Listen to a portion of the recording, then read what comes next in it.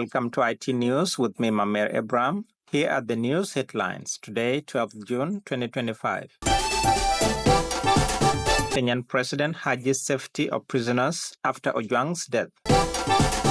ICFJ announces winners of 2025 Night Awards. IGAD gender calls for women and youth inclusion in mediation. And ICRC trains diplomats on international humanitarian law. The news in details. Kenyan President William Ruto has sent his condolence message to the family of the late Kenyan teacher and blogger Alfred Ojwang. Ojwang was arrested after criticizing the Deputy Inspector of Police on social media. The police said in a statement after Ojwang's death that head injuries after hitting his head against the wall in the police cell took his life. Kenyan head of state condemns negligence or criminality that resulted in Ojwang's death.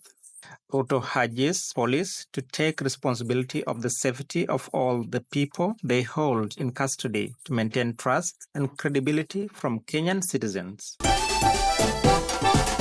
International Center for Journalists announced the winners of 2025 Night Awards on Wednesday. The awards honor courageous journalists who have persevered in exposing crimes in hostile environments. One of the awards goes to Cesar Batis, a Venezuelan investigative journalist in exile, who is also the co-founder and director of the pioneering El Pitazo in Venezuela. Another award goes to the Nigerian journalist Philip Obaj Jr., who documented Russian atrocities in Central and West Africa while working as a correspondent for the Daily Beast. The two winners are set to be honored on November 13 in Washington, D.C.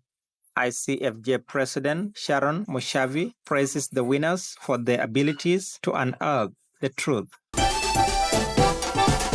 The head of IGAD Gender Department, Amina Farah, has called for inclusion of women and youth in mediation.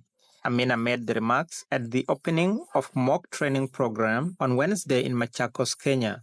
She says omission of women and youth in the peace process is both a regional and a global setback. She says the training that runs from 11th to 13th June 2025 will build skills and pave the way for an inclusive peace process in the region.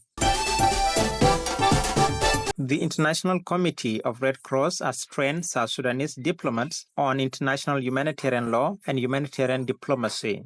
The training, organized by Institute for Diplomatic Studies of South Sudan's Ministry of Foreign Affairs and ICRC, was attended by 60 diplomats.